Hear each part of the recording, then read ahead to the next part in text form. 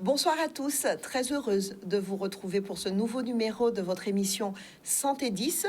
Ce soir, une thématique, je pense que vous étiez nombreux à nous réclamer cette thématique l'année dernière déjà, et chose promise, chose due, les infections sexuellement transmissibles. On en parle ce soir, et bien entendu, pour vous en parler, des professionnels de santé.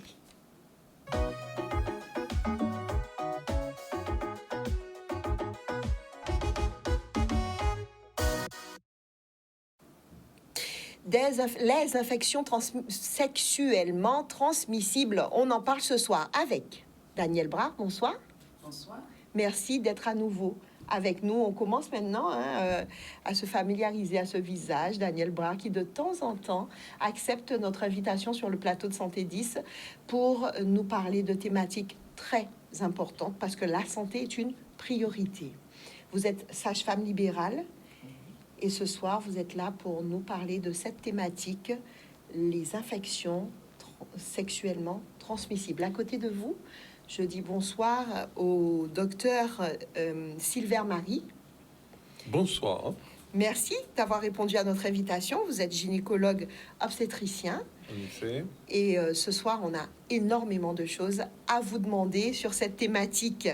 Bonsoir au docteur Max Renier, dermatologue, vénérologue. Bonsoir. Merci. Bonsoir à tous. Merci d'être là. Et puis à côté de vous, docteur Sablier, qu'on ne présente pratiquement plus. Non, il a l'habitude, c'est un habitué de l'émission Santé 10, même si... Même s'il faut lutter pour le faire venir sur le plateau des fois. Merci d'être là.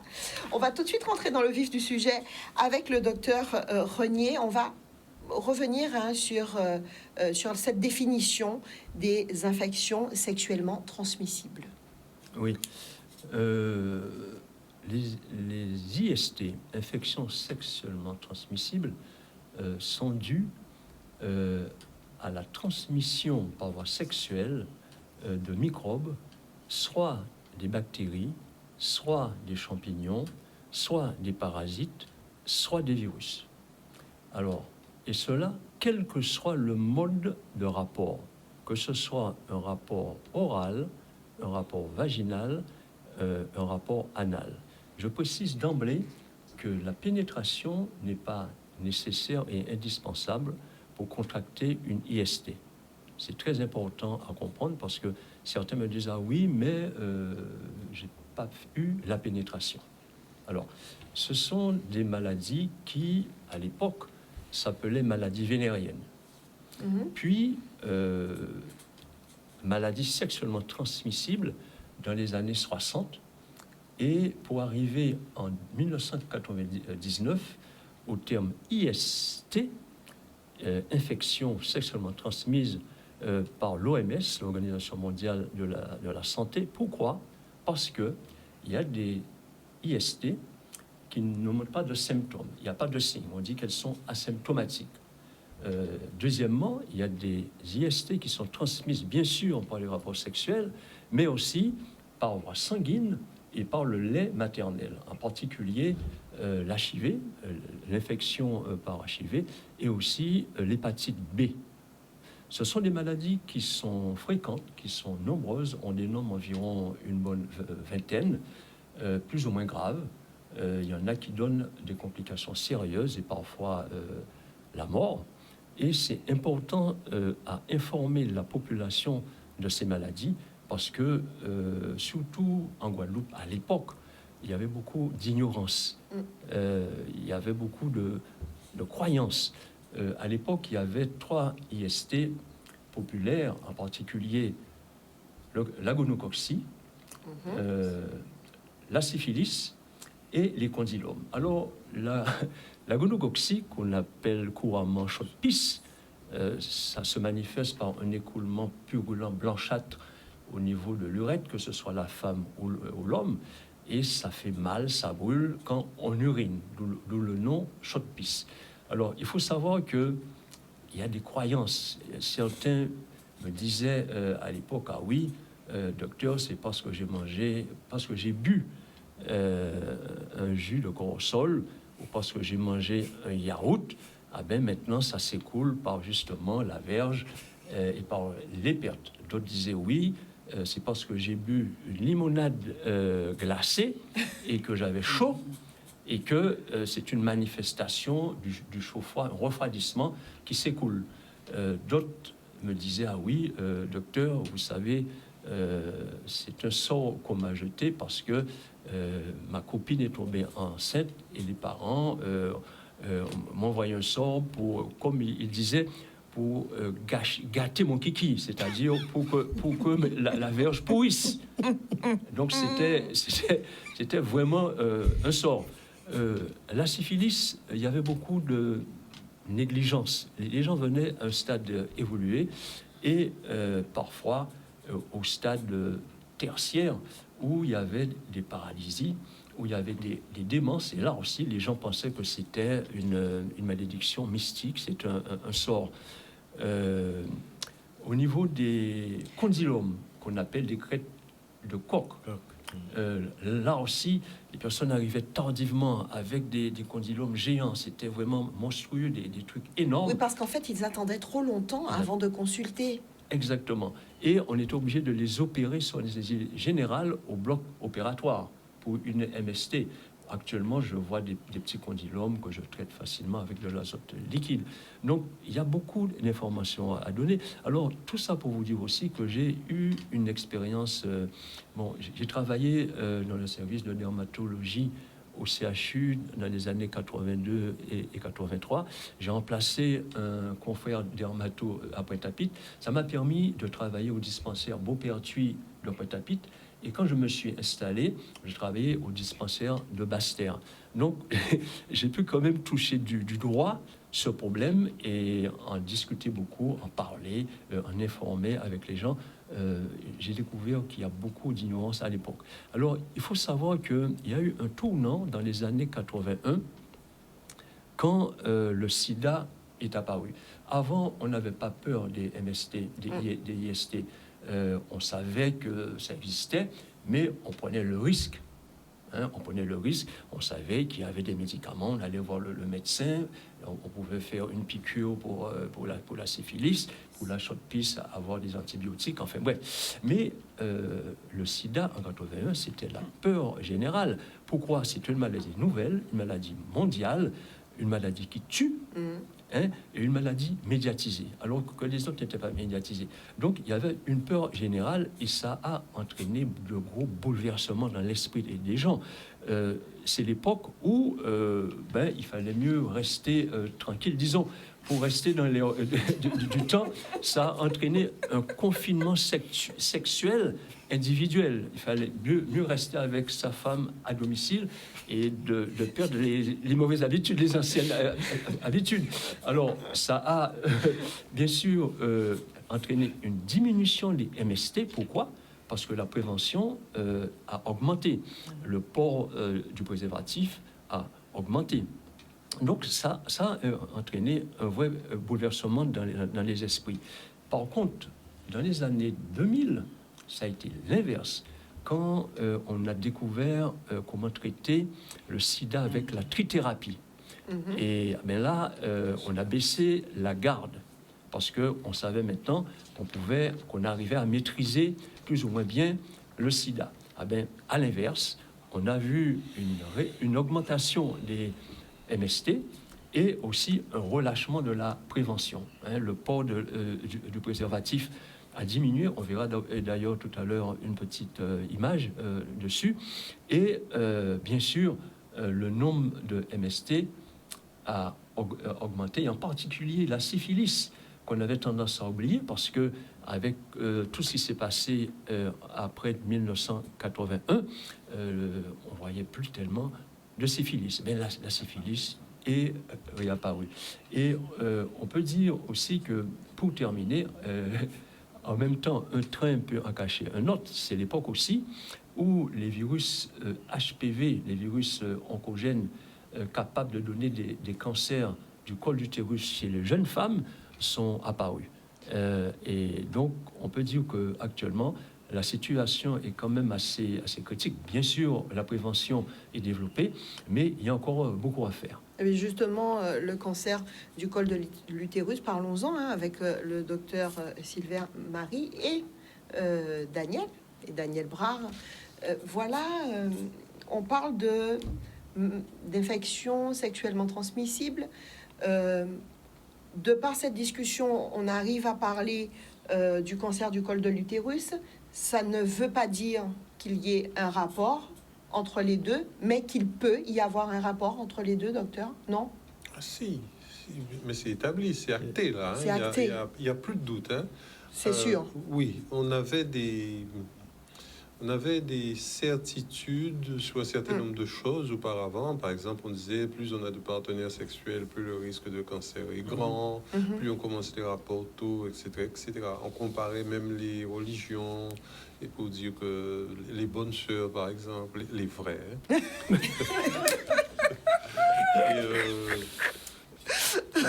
Enfin, bref, donc on avait déjà un certain nombre de choses qu'on retrouve maintenant. C'est du vrai, c'est acté. Là, on sait que le cancer du col est une maladie sexuellement transmissible. Là, ça, c'est la définition du cancer du col de l'utérus. C'est une maladie sexuellement transmissible. Et le coupable, c'est le virus HPV, le Human Papillomavirus. Le human papillomavirus est un virus qui se décline en plusieurs cousins. Hein. Ça va à peu près jusqu'à 100 de plus connus, mais on en a déjà dénombré pratiquement 200. Et les types 16 et 18 étant les plus agressifs. Hein. Puis le 45, puis une série qui va de 31 à 60, ça c'est encore moins bon. Alors, de manière un peu plus simple, pour ceux et celles qui nous regardent, comment on pourrait expliquer cela un peu plus simplement, qu'ils puissent... J'ai pas été clair. Non, c'est pas que ça n'a pas été clair. C'est qu'on a parlé de chiffres, on a parlé de... Oui. Voilà, je pense que ma petite grand-mère qui regarde l'émission, elle va pas forcément comprendre. D'accord. Alors, je dis que ce virus, il n'est pas unique. Il se décline en plusieurs versions. On les appelle des cousins. Il y a on dit le sérotype ou le virus de type 16, le virus de type 18, le virus de type 45, ce sont les plus agressifs, les plus cancérigènes. Mais c'est un virus aussi qui peut rester longtemps dans l'organisme avant de provoquer l'apparition d'un cancer. Il n'y a pas de cancer s'il n'y a pas ce virus-là. D'ailleurs, le dépistage que Daniel va sûrement développer, le dépistage passe actuellement par la recherche d'HPV. Vous n'avez pas d'HPV, on vous laisse tranquille, on ne fait même pas le FOTI. Vous avez un HPV, on fait le FOTI. Le FOTI est normal, on vous recontrôle 6 mois, 1 an après. Le FOTI présente des cellules un peu irritées, on va dire, pour être doux, on va appeler ça des dysplasies, ou au mieux encore des lésions de bas grade ou des lésions de haut grade. Avant, il y avait les 5 classes de Papa Nicolau, classe 1, classe 2, etc. On a simplifié, après on est venu à 3 classes, CIN1, CIN2, CIN3. Maintenant, on parle de haut grade et de bas grade. Alors, si vous êtes de bas grade, bon, on peut vous surveiller tranquillement, voir ce que ça devient. Vous pouvez vous en débarrasser parce que vous avez toujours des défenses immunitaires efficaces. Si vous êtes de haut grade, attention, il faut faire une colposcopie pour faire des biopsies dirigées. Voilà. Et selon les résultats de cette biopsie, bien sûr, on vous proposera le traitement qu'il faut. Ça peut aller de rien du tout, ou bien une conisation, ou bien une colpohystérectomie, une intervention beaucoup plus lourde, voire la radiothérapie, etc.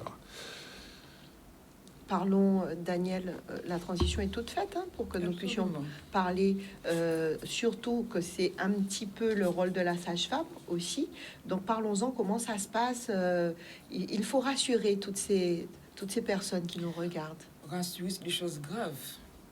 Bon, nous, les sages-femmes, nous nous plaçons dans la prévention, dépistage et prévention. Alors, il y a deux moyens pour prévenir les cancers du col de l'utérus. Il y a le dépistage par le frottis cervico-utérin et la vaccination. Alors, ça concerne les gens en bonne santé. De 25 ans à 65 ans, les femmes on leur propose de faire un frottis cervico-utérin. C'est un examen qui est très très simple, qui est rapide et qui ne fait pas mal. Bon. Alors, il y a deux schémas.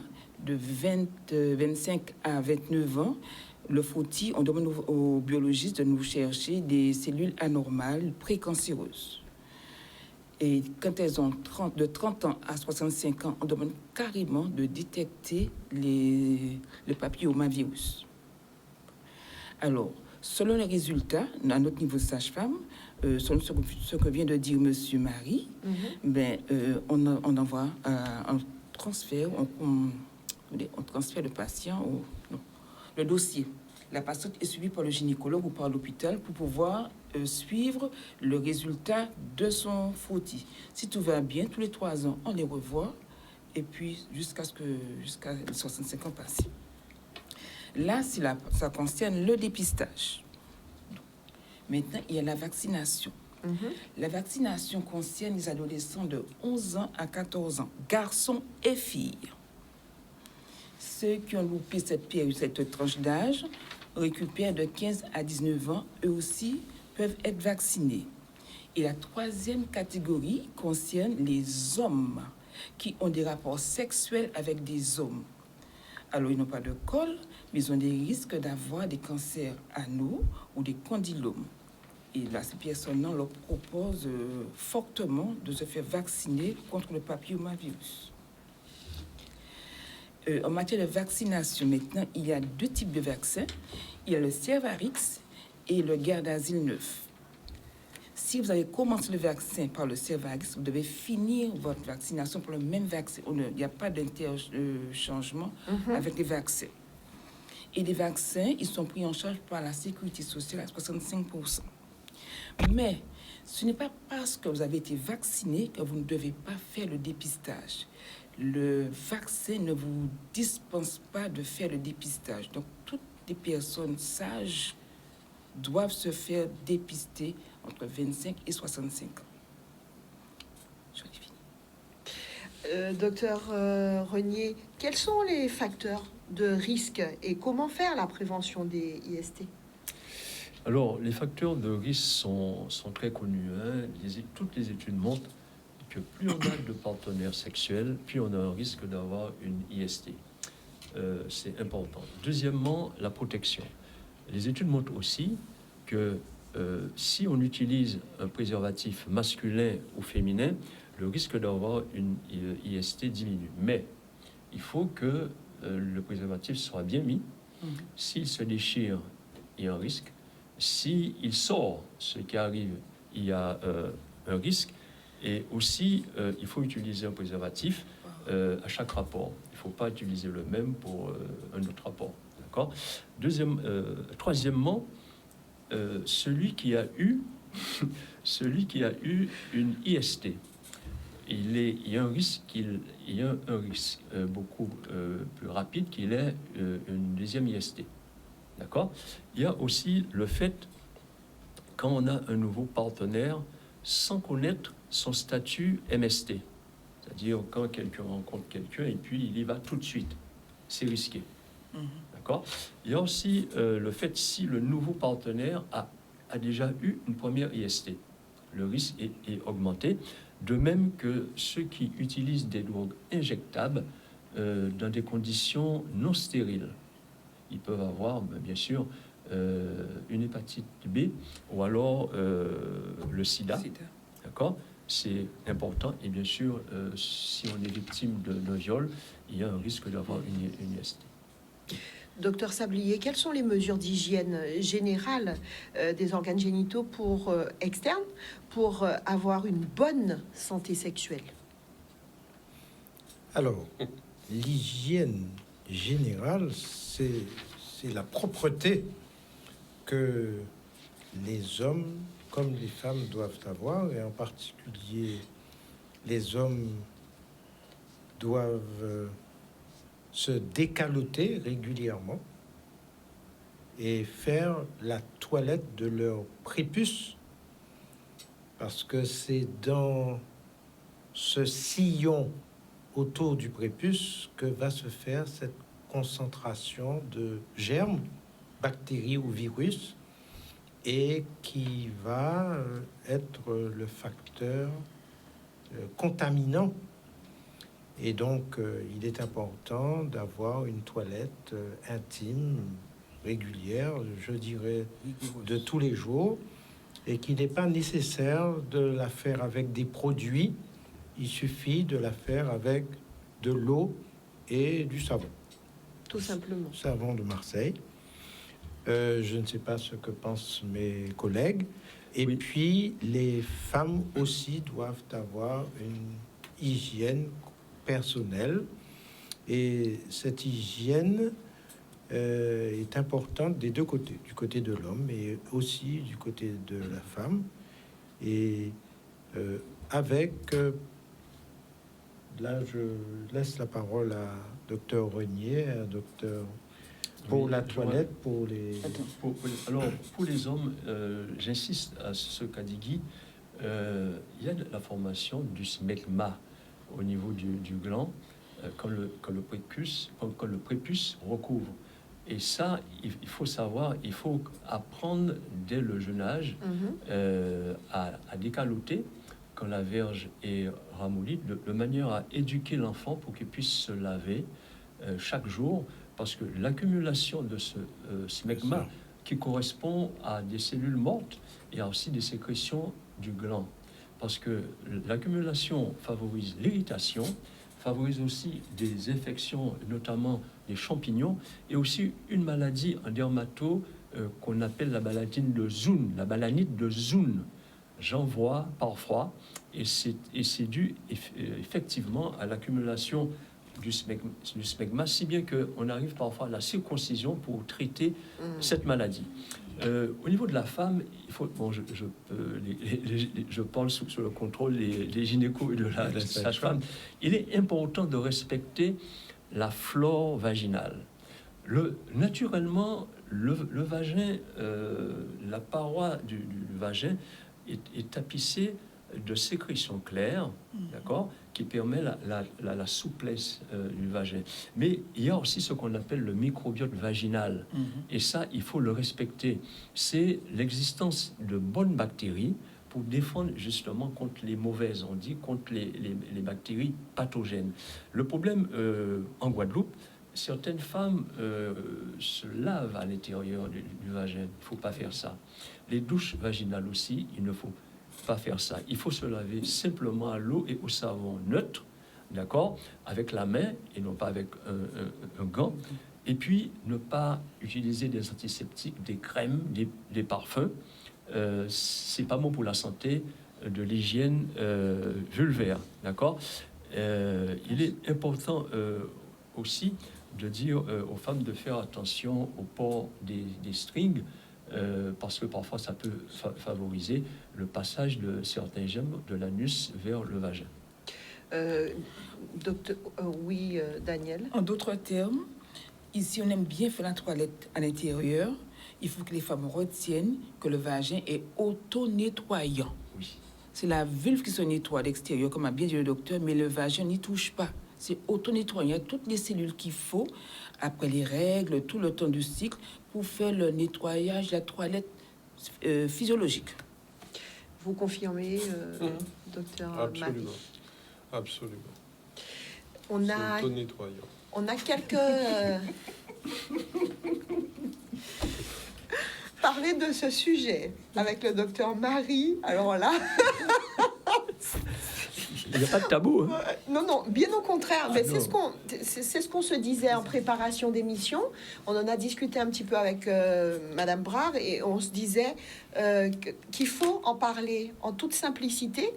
La preuve en est, on disait tout à l'heure en début d'émission, certaines personnes attendent trop longtemps, ça devient grave, juste parce qu'ils sont gênés de pouvoir en parler. Ils sont gênés d'aller voir le médecin. Ils ne vont pas aller à temps et puis ça va s'aggraver. Non, non, non, il faut déjà, nous, on en parle simplement sur le plateau afin que tout le monde puisse entendre et comprendre. Et puis, si vous avez un problème, eh bien, sachez que vos médecins sont là pour ça. Il ne faut pas attendre et il faut leur dire les choses, n'est-ce pas? On va marquer une courte pause et on revient juste après. J'aimerais ajouter une chose.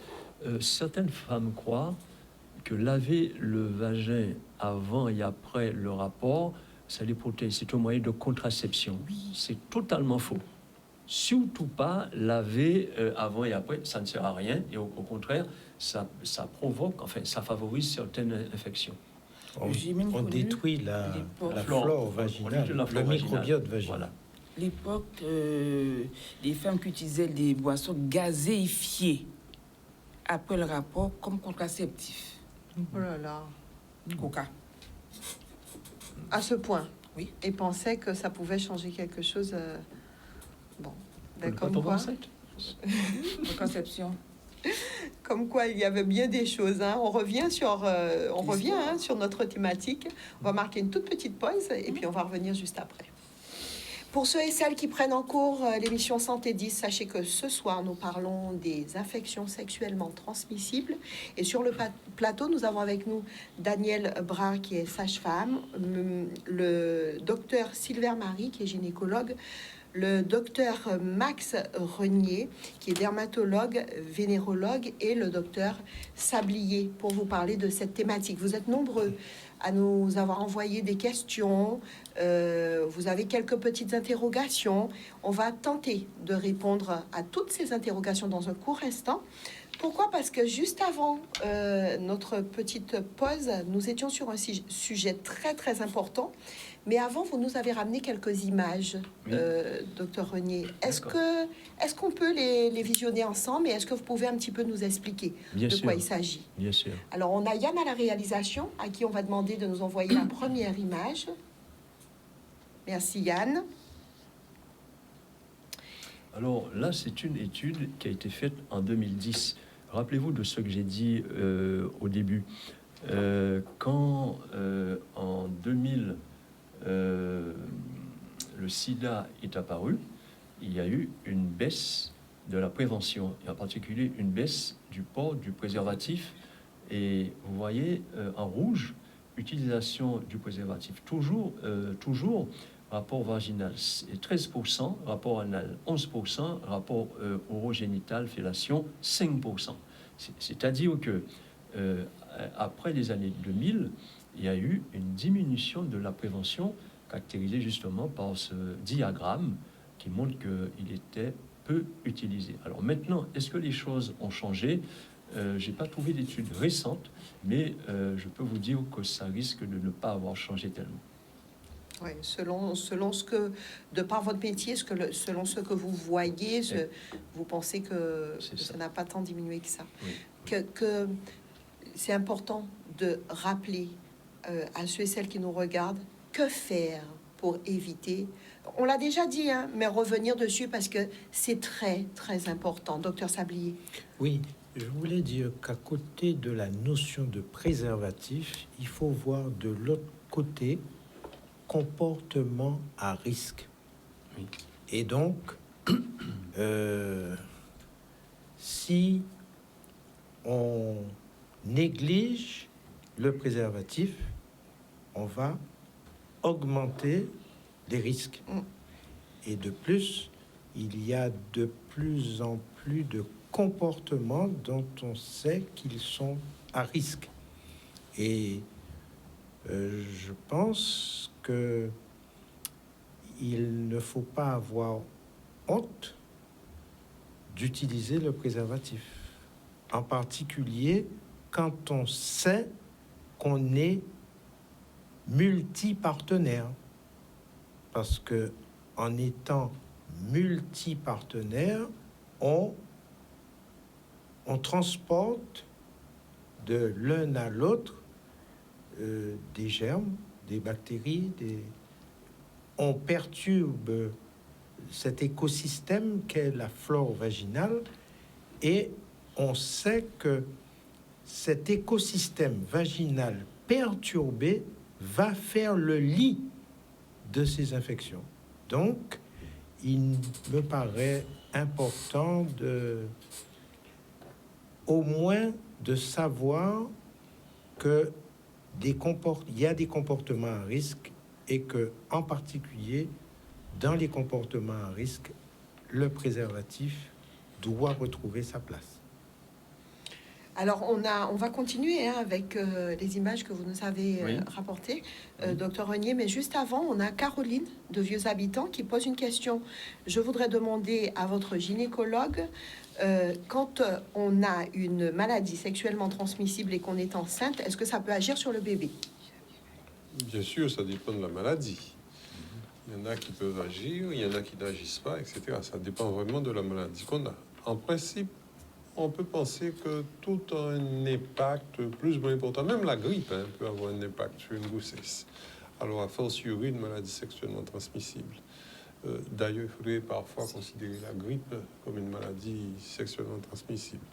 La syphilis, oui, parce qu'un baiser transmet la grippe, ça suffit. Ah, et même les postillons. Enfin bref. D'où la victoire du masque. Moi, je suis très masque. Enfin bref, c'est un autre débat. On y reviendra peut-être. Alors ça, c'est un autre débat qu'effectivement on ouvrira tôt ou tard, parce que avec cette histoire, la parenthèse, juste une parenthèse, je vais vous dire, aujourd'hui, énormément de personnes continuent à porter leur masque parce qu'ils ont compris que ça pouvait protéger de pas mal de choses. C'était juste une parenthèse, mais c'est quelque chose c'est une parenthèse qu'on réouvrira dans une prochaine émission. Mais ces personnes ont raison. Oui, parce qu'il y a quand même la grippe. Oui. Parce que la grippe, c'est des jours et des jours d'absentéisme, c'est une maladie parfois très grave, etc., etc. Bien, nous disions que... On répondait à Caroline et on Oui. lui disait que oui, que ça ça pouvait... dépend. Alors, si c'est une syphilis, oui. Si c'est de l'herpès, oui. Si c'est de l'hépatite, un peu moins, mais oui aussi. Toutes, mais sans gravité formelle immédiate sur le bébé. Il faut le signaler. Il faut aider parce que tout ne se voit pas toujours. On espère qu'on a répondu à la question de Caroline. On va continuer tout à l'heure. On va regarder, d'ailleurs, la transition est toute faite pour montrer la deuxième image. Yann, merci. Oh là là. Tiens, voilà. Alors là, c'est pour illustrer, parce que autrement, s'il faut faire un cours sur la syphilis, j'en ai pour 1 heure. Alors, vous voyez là 2 chancres. Alors, c'est ce qu'on appelle la syphilis primaire. Après avoir été contaminé, il se forme un bouton, un petit nodule qui va s'ulcérer. Et on appelle ça un chancre, le chancre syphilitique. C'est une ulcération qui est propre, qui est dure. Par contre, elle est remplie de tréponène, c'est-à-dire la bactérie qui donne la syphilis. Et le moindre contact est contaminant. Alors, vous imaginez, à gauche, c'est sur la langue. Ça veut dire que c'est quelqu'un qui a sûrement fait une fellation. D'accord ? Bien sûr, à droite, c'est sur la verge. Et vous comprenez que ce soit au niveau anal, au niveau buccal, au niveau génital, au niveau vaginal, il va transmettre justement la syphilis. Alors, la syphilis, il y a 3 phases. Il y a la syphilis primaire, donc c'est le stade du chancre. Il y a ensuite, quelques années après, parce que le chancre va guérir au bout de mois, et ensuite, on va passer quelques années après au niveau de la syphilis secondaire. Et ce qu'on voit là, ça s'appelle des syphilides. Les 2 images en bas, ce sont des plaques qui sont rouges recouvertes de squames. Alors, et si on soulève les squames, ça fourmille de la bactérie qui donne la syphilis, et c'est contagieux. Et en particulier, vous voyez, au niveau des mains, d'accord, ça ressemble à d'autres maladies qu'on voit en dermato, comme le psoriasis. Mais justement, il faut s'en méfier. C'est où il faut consulter parce qu'on est contagieux. Alors, ce n'est plus par le sexe, mais ça, c'est par le contact direct de la peau. D'accord ? Donc là, il faut traiter. Il y a un traitement qui est efficace, c'est la pénicilline, l'extensiline. D'accord? Donc, il faut informer, enfin, il faut que les gens Consulter. sachent que la syphilis, c'est une maladie très contagieuse et qui se traite très bien avec la pénicilline. Très bien. On a. Alors, on parlait de gravité. Chez la femme qui accouche, il faut faire attention parce que si elle transmet la syphilis à son bébé, ça entraîne une syphilis néonatale qui est grave, avec une destruction du cerveau, du cœur, des os. Et au stade, ça passe à la syphilis tertiaire, qui est une syphilis très grave, mortelle. Alors, on va regarder une troisième image tout à l'heure, mais on a Gérard, qui est du côté de Marie-Galante, qui demande, donc il ne dit pas à qui s'adresse, donc il s'adresse à vous quatre, hein, qui demande comment être sûr de ne pas choper une infection sexuellement transmissible, surtout qu'on ne peut jamais avoir confiance en personne. Ben, c'est la prévention. Dépistage. Hein, c'est tout ce qu'on va voir peut-être à la fin, mais il y a des... alors, l'idéal, hein, quand on a une partenaire, que la partenaire n'a pas d'autres partenaires, que soi-même on n'a pas d'autres partenaires, ben, c'est l'idéal. Même Et qu'on reste fidèle, bien sûr, et qu'on reste toujours avec la même. Voilà un moyen simple, hein, pour ne pas avoir d'IST. Deuxièmement, bon, c'est la prévention. Je ne sais pas si on va aborder ça à la fin. Oh, de toute façon, on y est, on y va, hein. On y va. La prévention, on en parle. Voilà, c'est ça. Donc, il faut, Deuxièmement, il faut bien utiliser le préservatif. D'accord? Troisièmement, au moindre doute, bon là, on passe déjà à un autre stade, il ne faut pas hésiter à consulter un professionnel de santé, que ce soit le médecin généraliste, le dermato, le gynéco, la sage-femme. Nous sommes tous formés pour ça. Donc, alors, vous savez, avant, les gens, enfin, jusqu'à maintenant, il y avait, le sida était considéré comme une maladie honteuse. Les gens, ils ne voulaient pas que d'autres personnes sachent qu'ils avaient le sida parce que c'était très péjoratif. Actuellement, qu'on traite bien, non, il ne faut pas hésiter. Donc, dès qu'on a un doute, consultez aussi des centres d'information et de prévention qui existent en Guadeloupe. On verra d'ailleurs une image à la fin où je vais vous montrer tous les centres justement où on peut consulter gratuitement, où on dépiste et on traite aussi ces maladies. Donc les professionnels, nous sommes là pour ça, mais aussi des centres d'information, de prévention et de traitement qui existent à Pointe-à-Pitre, à Basse-Terre, à Saint-Martin, etc. On va avoir une image à la fin. Et puis le faire vite, parce que ne pas Il faut attendre. pas attendre. Moins de doute. Exact. Voilà. Au moins de doute. Parce que plus on laisse sa maladie évoluer, plus ça entraîne des complications et parfois des séquelles définitives. On a une troisième image, justement, qu'on va regarder de suite, si Yann le veut bien. Voilà. Alors, j'ai mis les IST les plus fréquentes. Deux IST dus à des virus. L'herpès génital, je rappelle que l'herpès, là aussi, c'est en deux phases. Il y a la primo-infection herpétique qui se manifeste par des plaques rouges avec des petites vésicules dessus, accompagnées Bouton de fièvre. Oui, on appelle ça au niveau de la La bouche fièvre. les boutons de fièvre. Ça s'accompagne de glandes, enfin de ganglions. Ça dure 2-3 semaines et ça guérit en général tout seul. Le problème, c'est que le virus de l'herpès, il va cheminer au niveau des nerfs et aller se cacher au niveau des ganglions et rester là à l'état latent. Il va s'endormir, mais il sera quand même vigilant. Et au moins de stress, au moins de coup de soleil, au moins de la fièvre, ça va sortir au même endroit. L'herpès récidivant, ça revient toujours au même endroit, dans la même région. Ça va pas, il n'y aura pas sur la tête, ensuite sur la jambe, non, au même endroit. Le problème, c'est que c'est très contagieux. Et dans la forme de début et dans les formes graves, notamment les gynécos maintenant savent traiter, prennent en charge les herpès chez la femme enceinte. Ça se dépiste, ça se traite, voire même à la fin, si ça arrive à la fin, on fait une césarienne. Là, je parle encore sous le contrôle des sages-femmes et des gynécos. Donc, on sait faire, d'accord ? Mais il faut faire attention, c'est vraiment une maladie très contagieuse. Deuxièmement, l'hépatite B. Alors, c'est vrai que 90% des hépatites B disparaissent tout seuls, sans traitement. Il y a 10% qui restent, le virus reste dans le corps et c'est contagieux. C'est contagieux par rapport sexuel. D'accord ? Alors, il y a 1% d'hépatite qui va évoluer vers des formes graves. Ça va détruire le foie, donner des cirrhoses, puis des cancers du foie.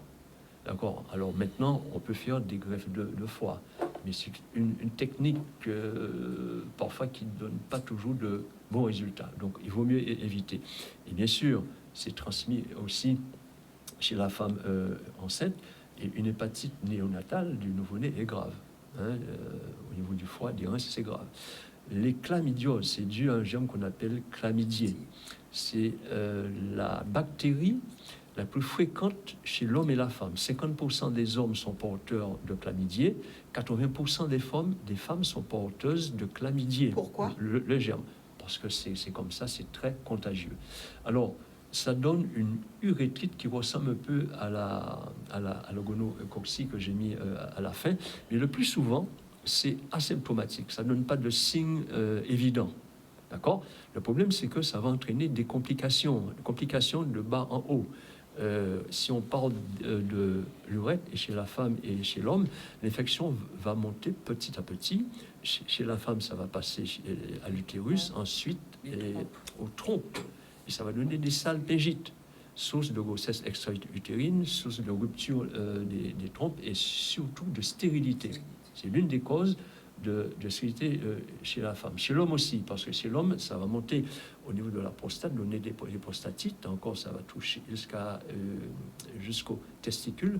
Ça va donner ce qu'on appelle une orchite. Et c'est source aussi de stérilité chez l'homme. D'accord ? Alors, c'est le même problème pour la gonococcie que j'ai mis en bas. D'accord ? Ensuite, HPV, docteur Marie en a parlé. La syphilis, j'en ai parlé aussi. Je ne vais pas y revenir. Et l'infection par sida. Alors, il y a encore là deux phases. La primo-infection de l'infection HIV. Alors, on sépare l'infection HIV de la maladie sida. Je vais y revenir. La primo-infection. Séropositivité. Quand on attrape ça, quelques semaines après, ça se manifeste par un syndrome grippal. On a un peu de fièvre, on a mal aux muscles, on a mal à la tête, on est fatigué, et puis ça passe au bout de 15 jours, un mois. Et il y aura une longue période où il n'y aura rien du tout. Ce sera asymptomatique. Mais le virus est là, il est transmissible. C'est justement ce qui fait la gravité de l'infection HIV, parce que pendant longtemps, il n'y a pas de signe, mais c'est contagieux. Et au fur et à mesure, le virus va détruire le système immunitaire, notamment les lymphocytes T, lymphocytes TCD4. Et quand le taux des lymphocytes sera bas, ce qu'on appelle des infections opportunistes vont apparaître, c'est-à-dire la tuberculose, la toxoplasmose, des cancers comme le sarcome de Kaposi, des maladies qu'on n'attrape pas normalement quand le système immunitaire il est normal, et la personne va mourir si c'est pas traité rapidement, parce que ce sont des maladies graves. Donc voilà en gros le tableau. J'ai donné que des repères parce que on n'aura pas le temps de donner tous les signes et toute l'évolution. Et on reviendra dessus. S'il le faut. On reviendra avec la même équipe si vous le voulez bien, parce que vous n'imaginez pas le nombre de questions qui arrivent, parce que nous sommes en même temps en Facebook Live. Donc de partout dans le monde, on nous regarde, et énormément d'interrogations pour nos téléspectateurs. Et je pense que ça demandera de revenir sur le plateau pour en parler plus amplement. Docteur Marie, qui voulait rajouter quelque chose.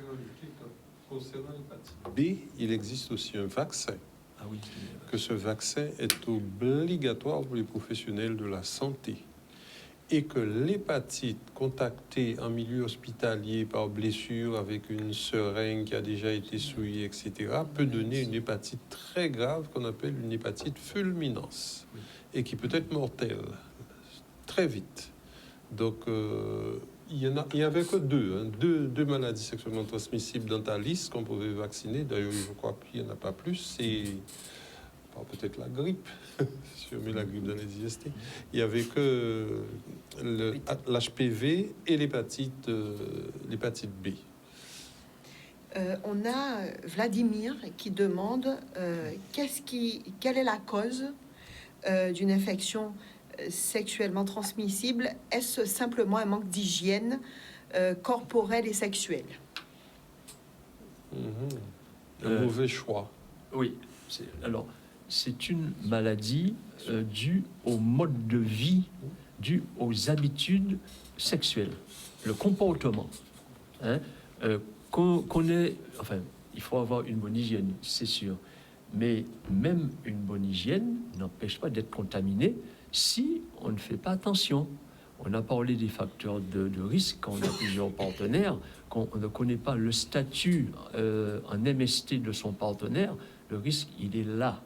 Donc c'est surtout notre comportement vis-à-vis de notre sexualité qui entraîne justement ce genre de maladie.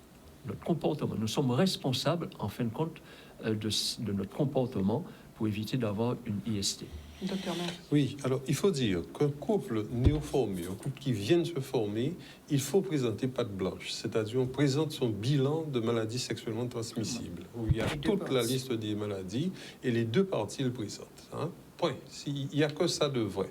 S'il y a un problème, on le traite et on règle ça en couple. S'il n'y a pas de problème, on peut y aller, on peut avoir les rapports. Si on est sûr de ne pas avoir ni d'un côté ni de l'autre d'à côté, il n'y a pas de problème, on peut ne pas utiliser le préservatif. Par exemple, parce qu'il y a un désir de grossesse, des choses comme ça. Pas de rapport à côté.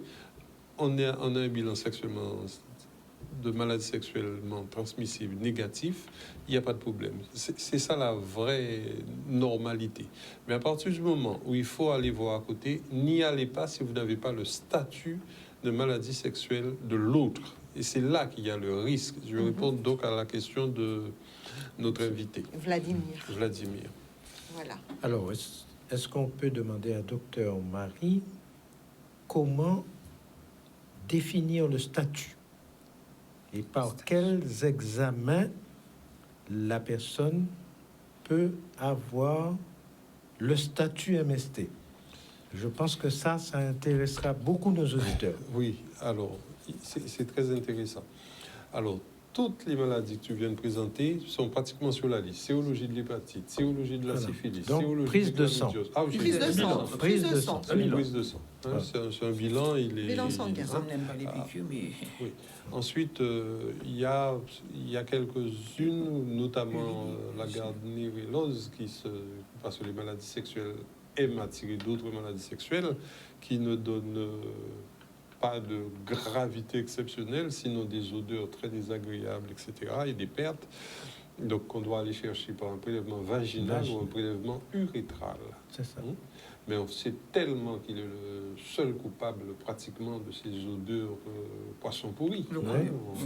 C'est le terme employé que on sait quand il est là. Gardnerella vaginaliste. Donc il est facile à voir, c'est un gros microbe et souvent à l'intérieur il y en a d'autres. Donc lorsqu'on va le traiter, on verra apparaître peut-être autre chose. Donc ce bilan-là, il faudrait le faire avant de commencer une relation nouvelle. Est-ce qu'un frottis fait partie du statut? Non. Non. Le frottis, c'est le dépistage des cancers. C'est le dépistage des cancers. Si en passant, il voit quelque chose, il nous le signale. Mais c'est pas, on ne leur demande pas ça. Daniel, on Il y a peut... deux choses sur le frottis. Dans le frottis, on cherche des cellules précancéreuses ou on cherche des papillomavirus. Des cellules Bien cancéreuses précis, aussi. cellules cancéreuses, mais le résultat doit dire c'est positif. Et on rappelle parce que c'était la question de Cindy, qui est jeune, qui a 20 ans et qui dit, j'ai bien entendu la dame sur le plateau, elle a dit qu'un frottis, ça ne fait pas mal. Voilà. Donc, elle précise juste, elle n'a pas de question, mais elle précisait juste qu'elle a bien entendu, voilà, qu'elle est jeune, qu'elle a bien entendu que ça ne faisait pas. On arrive pratiquement à la fin de notre rendez-vous. On va faire un petit tour de table avec des choses précises qu'on devrait dire aux téléspectateurs ce soir. Et puis, je vous rassure, on va revenir sur le sujet. On va se dire ça après l'émission. On verra un petit peu vos disponibilités. Et on va revenir sur ce sujet parce qu'on a énormément de questions, d'interrogations. Docteur Sablier, un petit mot de la fin pour tous ceux et celles qui nous regardent sur cette thématique. Alors, ici, particulièrement en Guadeloupe, je pense qu'il faut attirer l'attention sur ce multipartenariat qui pose problème. Ça, c'est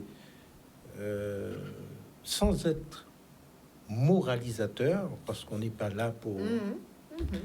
Mais il faut savoir qu'avec le multipartenariat, on augmente les risques de tous les IST et du cancer du col de l'utérus.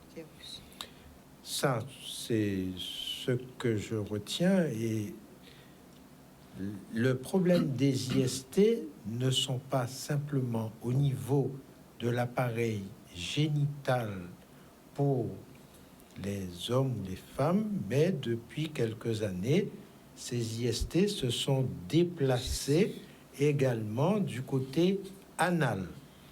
Et j'en vois quelques-uns, et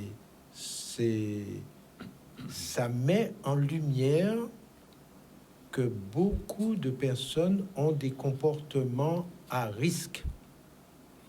Et donc, le multi-partenariat et les comportements à risque me paraissent être les deux leviers de la propagation de ces IST. Et c'est là où, à mon avis, il faut, si on veut vraiment faire la prévention, eh bien, on doit faire attention à ces deux leviers-là.